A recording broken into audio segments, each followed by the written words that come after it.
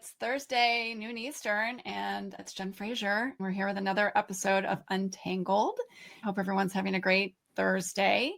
I am the CEO and founder of Firefly Partners, a digital agency working with nonprofits and all of the things related to tech, data, outreach, strategy, and things since the Stone Ages of 2008, how different things are in 2025. We created UnTangled as a space for real conversations with pulling back the layer and looking at sometimes the mess behind the mission, the craziness that we're all dealing with to help move all of our missions forward. And today I am joined by Duncan McGovern, principal at Pedal Lucid, CRM, data strategy, analytics agency in the nonprofit space. Duncan, thank you so much for joining me. Thanks for having me. Yeah. So today we're going to get into talking about data strategy. But first, Duncan, why don't you tell us a little bit more about yourself and sort of how you got to the seat that you're in today? Yeah. So I have been running Pedal Lucid for about 6 years now. And as Jen said, CRM, data strategy, analytics. And we, for a long time, were really Salesforce focused, and so very CRM. And that was how I got into the space, working and going through a Salesforce implementation, sort of leading that in-house. NPSP, also had various marketing responsibilities and a variety of job titles. But really enjoyed enjoyed the tech and trying to understand using the CRM to, increase efficiency and start to understand our audience and engagement better. Yeah. And PL kind of evolved where, started off really Salesforce focused and then increasingly recognized that particularly in the last couple of years, the Salesforce landscape has changed a bit, but also thinking more about what is really the value of CRM, and it's all about your data ultimately, and it's less about the tech. And so sort of shifting how we're thinking about tech and what the value is, and trying to start with data. So that's been a journey for me for sure. Yes, we could go on and on about that. We'll have a different conversation maybe another day with just a bunch of agency owners where we talk about the ongoing evolution of both your sort of focus, your service mix, and how you can you're trying to best, do the work that all of our clients need desperately to help, move their missions forward. But it feels like it sometimes is a shifting landscape. So definitely the idea of moving Salesforce. So it's slightly less Salesforce focused, but you do Salesforce and other CRM and data work, obviously. And this idea of data. So sometimes when, you say data, which is a word sort of like car, it means a lot of things. There are a lot of different types of data and a lot of things that sort of one means when we say the word data, especially when you start to talk about data and the word strategy, which is another word like green or whatever that could be a million different things to a million different people. But when you put data and strategy together, I think it does something in your brain too, to go, wait, data strategy, I need to have a strategy and a plan about my data differently than maybe again, the tool specifically. So let's back out about that and say, what does data strategy mean to you all? How do you frame this for your folks that you're working with?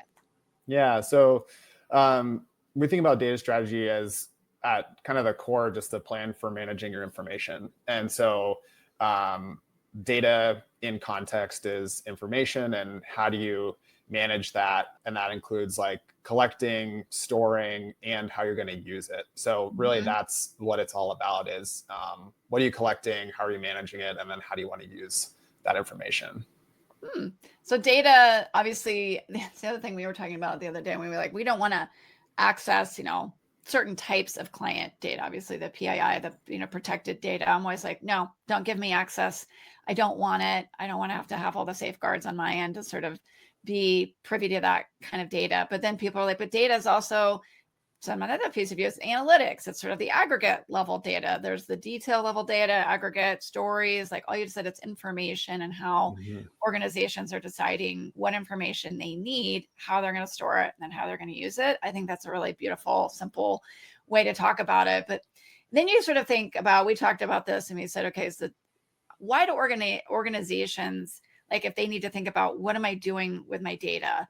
When they're like, I need to raise money, like obviously that's like your number one thing. I need to raise money. I need to connect with people. I need to better tell my story. I need to make sure my brand is clear. How do you sort of tie those types of like, these are my problems that I'm having, and this is keeping me up at night.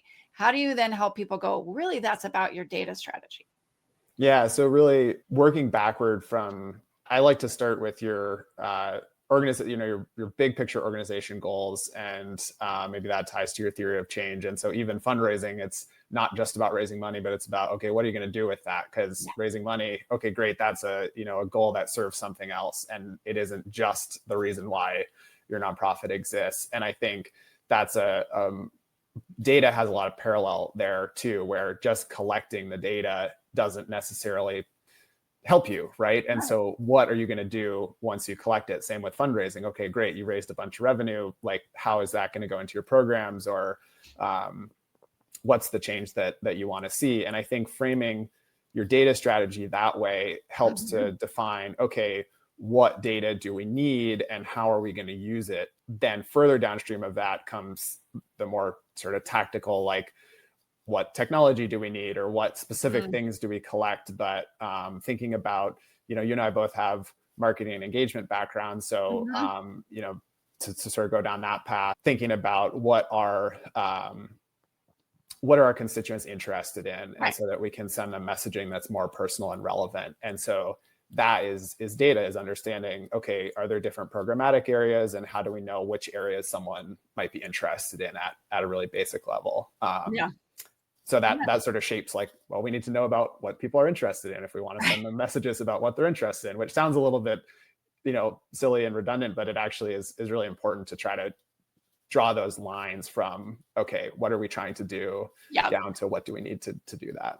Yeah, I think kind of echoing some of the sentiments were on last week's conversation about back to the basics. I think we also come into relationships where there's a lot of focus on, like, you kind of get lost inside the conundrum of all the complexities and the tech stack and the tools and the integrations and all these things. And you're like, okay, wait, what are we actually trying to do? What's our, the kind of like simplify, go back to the mission. What's the story we're trying to tell? Why are we motivating, audiences? Who are we trying to engage with? What are we actually trying to get them to do? Because we're trying to raise money to what, but we need to tell that story, which again is sort of like back to like, what data then are you trying to collect so you can, arrange all that crazy technology in the right way to make sure that you're able to actually just get to those basics, get to the basic fundamental principles of what you're trying to do as an organization. But it is about, I like the way you're kind of categorizing this. It's nice, simplified, like the data. What are you trying to store? How are you trying to store it? Because how are you going to try to use it? I think is like the thing that, so we talked about a data first approach. So this is how you try to take clients away from getting, lost in the, we just need to fix this tech, or we just need to, blah, blah, blah. And you have to always kind of back it out and say, like, again, what data are you trying to collect? So is that where you mean by a data first? I do see this out, people obviously are talking about this, so folks understand, what does a data first approach mean in your organization? Is that basically some of the principles you're speaking of, or is there anything else you would add to that? Yeah, I think there's two aspects. So one is exactly what you just said, which is about, okay, what do we really need to collect and how are we going to use it? And starting from that side rather than, okay, what's the tech, or like, let's put it all in our CRM and then we'll know what to do with it, because that doesn't always happen. And sometimes you wind up with this big mess of things. And so, and I would say that in large part falls on like on the operational side of your data strategy, of what data do we need to actually do something, to take action.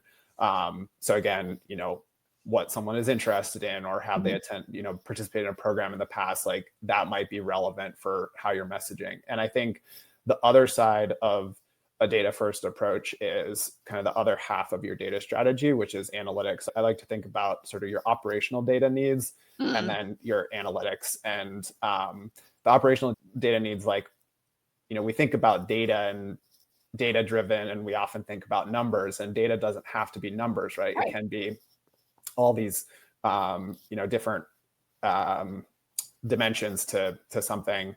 But the analytics is where you kind of bring in the numbers. And I think being data first is also asking, what questions do we have and what data would we need to answer them? And the really key part is then, what would we do differently? Because I think it's really easy to say, hey, we want to, get a report on XYZ, but what do you think that report might show, or what are you considering changing about how your organization runs? And that could be, everything from different types of messaging to, to look at something that's not so much marketing and engagement focused, but like, is this program meeting the needs? Is it achieving the outcomes we're looking for? Do we have numbers to back that up? And if not, like, do we need to redesign the program or consider something else? So that's another side of the analytics aspect of your data strategy. Interesting. I also am curious, as you were speaking, something came to my mind, which I feel like we struggle with, getting clients to understand exactly what types of data, like you're saying, what types of data you need. I find folks want to collect like way too much data, or they're trying, or they think they need to collect and analyze like every little bit of everything. And so they're like trying to create this gigantic, list of like all these custom fields and integrations and whatever they need to be created. And you're like, okay, before you go build like the Taj Mahal, wait and say, am I going to use it? How am I going to use this? And is that data, is the information that's going to come from that analysis actually going to be instrumental in changing something? Or is it going to inform an action that's critical to, either program delivery, the fundraising, whatever, some critical business operation inside the organization? Or am I sort of collecting data almost for data's sake? Sometimes I feel like sometimes that's a weird thing to say, but even because a lot of people feel like they don't have enough data, we want to come back and say, well, do you have the critical data that you need to make the decisions about, like, does something need to change? Totally. And I think I'd like to sort of break that into two pieces. One is your general collection of, okay, we're sending out a survey, right? Like, do we ask 5 questions or 50 questions, right? But then the other part is, okay, maybe there's a really compelling reason why you say, okay, maybe we don't need 50, but we want 35 questions. But then do we need to dump that all back in our CRM? And that's kind of the other layer of this. And so I think I like to think about sort of your considerations around your data being access. So like, who needs the ability to access it? Staff, board, externally.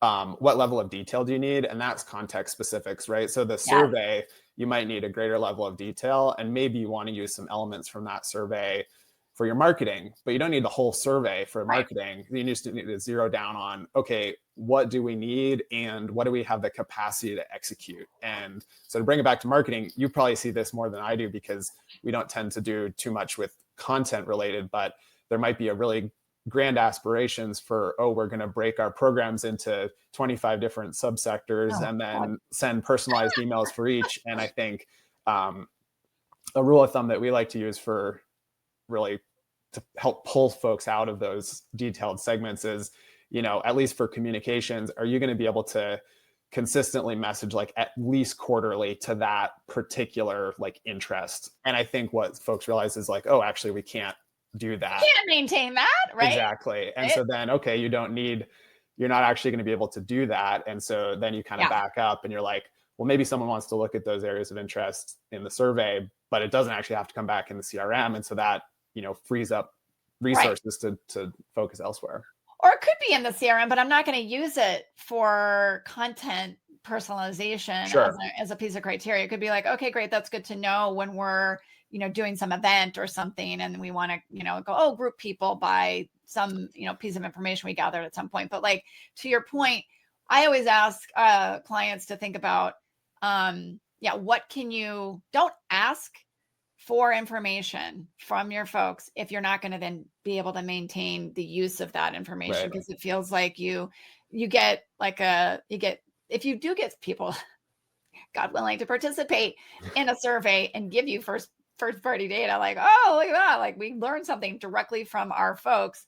Do not squander that opportunity to get information that then is not utilized. So they don't, it's nothing worse than being like, great, I told you all these great things about myself, and then you get a generic message back from and I think another piece, which you touched on there, is like, well, are people actually going to fill out our survey, right? And so I think not just surveys, but in general, like, can you run a small pilot before you figure out how much effort to put into something? So we've certainly seen surveys, that's definitely come up in the past of like, there's a lot of wheels spinning on, okay, how are we going to integrate our survey data into marketing or whatever? It's like, well, can you just send it out? And if you get 10 responses, like, you can, we don't need a robust automation to do anything with it.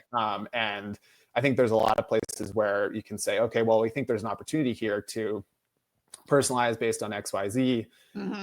And is there a way to kind of unify your data in a more manual way and say, hey, let's try this out for a month or two. And then if it's really successful and we feel like it's resonating, like, then take the next step.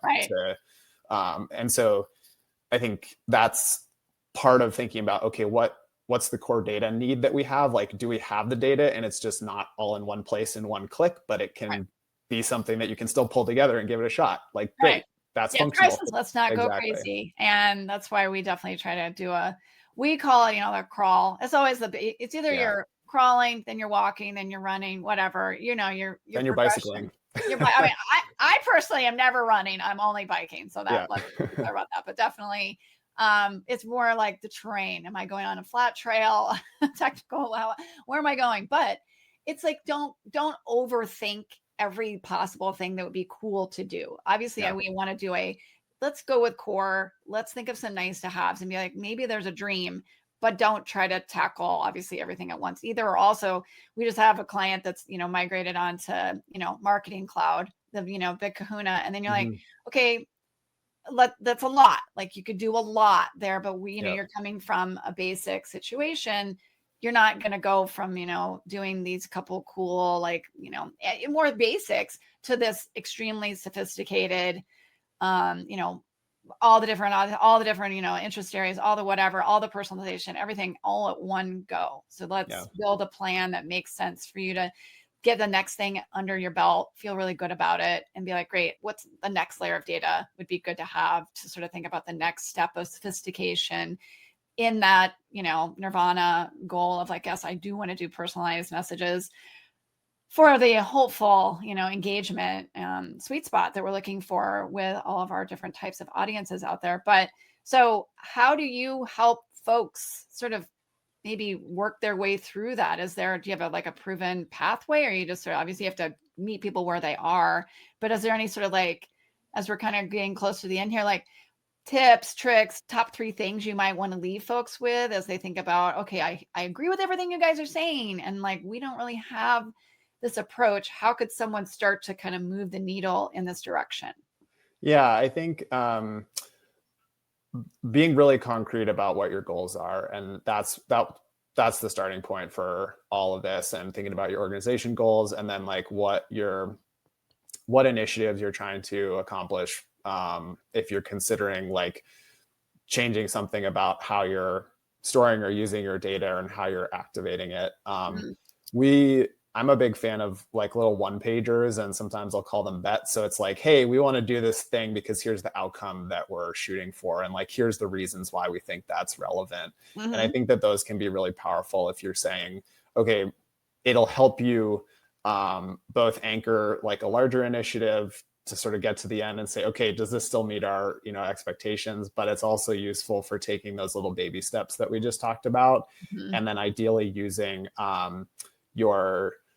the analytics side of your data strategy to say, okay, here's what we think is going to happen, and is it working, is it not? And that can include like, hey, this is more efficient for our staff because we have data that's working better for us, or we think that we're going to expand our audience or increase engagement in these ways by using our data this way. And then having that anchor and being able to say, did this work? Yes or no? Like, or what do we want to think about when we sort of pivot from there? So for us, it's really trying to take small steps with some kind of way to reflect on, is this working? Is this not? And, you know, how do we know that to shape the next step? Next piece. And I know this is probably a big thorny question, but it's sort of something that I know lots of folks are struggling with when you have disparate pieces of sort of all of your digital tools, and maybe they don't all talk to each other the way that you'd like them to. Yeah. So you're dealing with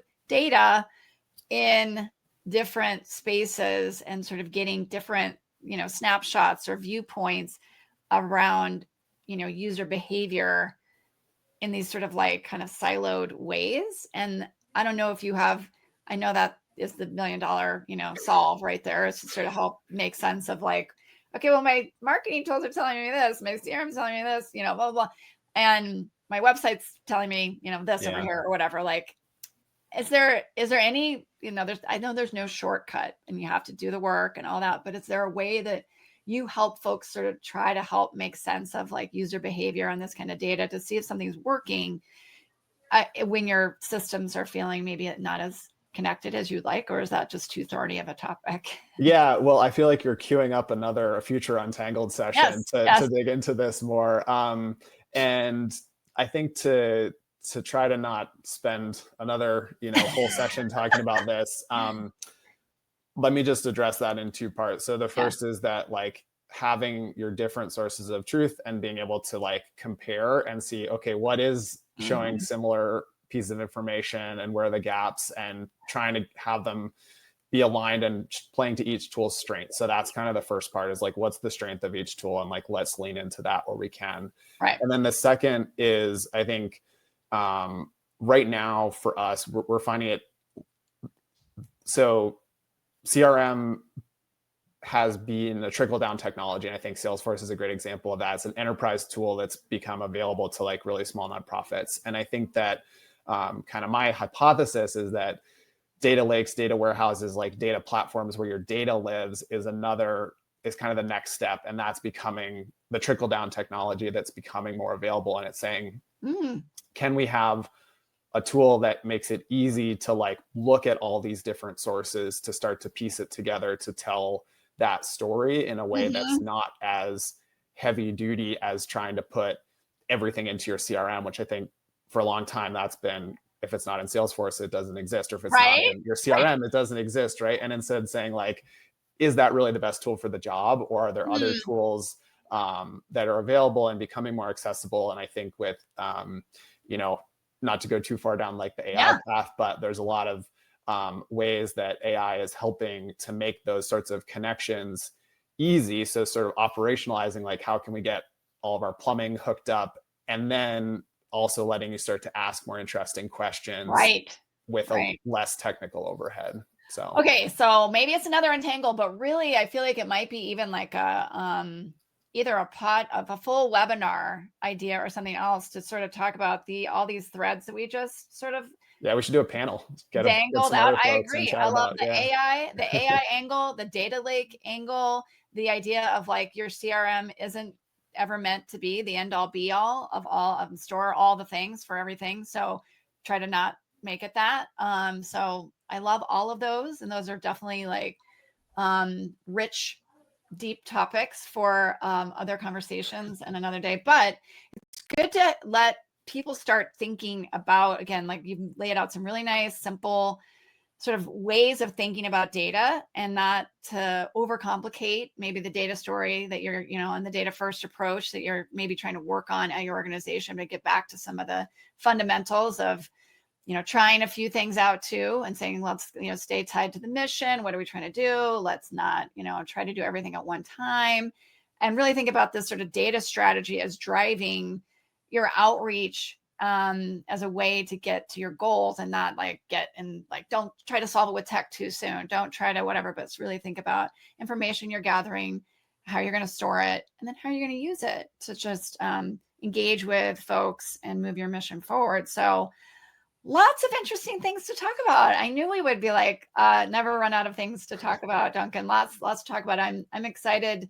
We'll, come back with ideas maybe for another episode here or a bigger conversation. Definitely want to bring some panel folks in because there's so many experts. Obviously, we only know what we know. So many great people that could weigh in on those topics, I'm sure, and give lots of really interesting ideas to think about the next piece of sort of data strategy and how you are storing and using your data. So thanks for all of those insights. Any last takeaways for everybody out there besides just come to your website, check you out, see what you're about? Well, Jen, thanks for hosting. I mean, this is a great chance to, kind of dig into the topic, and appreciate you making space for it. So Of course. So again, Duncan's with Pedal Lucid. I'm obviously Jen with Firefly. Next week, we're going to totally jump topics. Like I've been spending a lot of time in AI and deep tech and whatever. We kind of bop in and out. And sometimes we're talking about messaging or advocacy. Next week, we're going to talk about planned giving, which is like it's an evergreen topic. People, like one of our big clients right now, they're like, we don't have a planned giving program at all. This organization, we're like 50 years old. We don't have a robust planned giving program in place. What is up with that? So they're in the midst of trying to stand this up. So it's something that is always kind of out there as an idea of something that folks are either have done, maybe want to refine, maybe want to kind of put some more energy into. So Tony Martinetti from, Nonprofit Radio is going to be here, the planned giving, expert of the days and in the space. He's going to be here talking about planned giving, why it's not a death conversation. I was like, oh, Tony, that's a provocative title. So he's going to come on and talk about all those things. So I'm excited for that conversation. But Duncan, really great. Loved all the things. And I'm kind of already thinking about our next conversation or maybe a webinar or a panel we could put together coming to a conference near you somewhere or live online. So thanks so much. Thanks, Jen.